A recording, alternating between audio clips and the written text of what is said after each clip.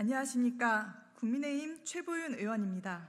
제22대 국회 첫 대정부 질문 과정에서 더불어민주당 김병주 의원은 한덕수 국무총리에게 질의하며 정신 나간 국민의힘 국회의원, 정신이 나가도 한참 나갔다라고 반복해서 발언하였습니다. 이어 당시 사회를 보던 주호영 국회 부의장이 김 의원의 발언에 대해 사과를 요구했지만 끝내 거부하였습니다. 김병주 의원이 말한 정신나간이라는 표현은 정신장애인을 비하하는 장애인 차별적 표현입니다. 지난 2021년 정신시청각 지체장애가 있는 당사자 5명이 장애인에 대한 차별적 표현을 한 전 현직 국회의원 6명과 당시 국회의장을 상대로 손해배상 청구 소송을 제기하며 국회의장에게는 국회 규칙인 윤리실천규범에 대해 장애인 모욕 발언 금지 규정을 신설할 것을 요구한 바 있습니다.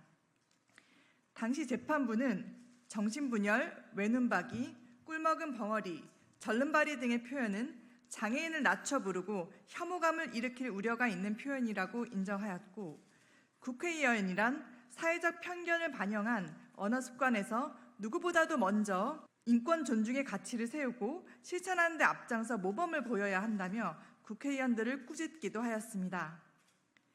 역대 국회에서 장애인 비하 발언은 여야 어느 정당을 가리지 않고 반복적으로 지적되어 왔습니다. 그런데 22대 국회 개원식이 열리기도 전부터 장애인 비하 발언이 또다시 발생했습니다. 저는 장애를 가지고 있는 당사자로서 장애인 차별적 표현에 강한 유감을 표합니다. 장애인과 비장애인이 함께 살아가는 사회를 위해 저는 1호 법안으로 장애평등 정책법을 발의한 바 있습니다.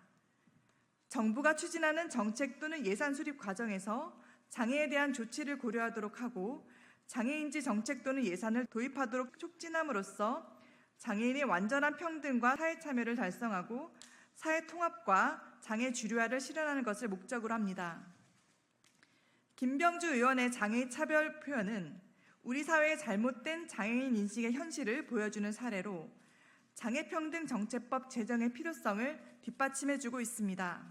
22대 국회가 시작된 지 얼마 되지 않았습니다. 장애인 차별적 표현, 혐오적 표현이 다시는 반복되어서는 안 되며 국회의원 윤리실천규범에 장애인 차별, 혐오 발언 금지 규정을 신설할 것을 촉구합니다. 언어는 사회적 인식을 형성하는 데 중요한 역할을 합니다. 국회의원의 언어는 국민에게 미치는 영향이 크기 때문에 항상 어떤 영향을 미칠 수 있는지 인식해야 합니다.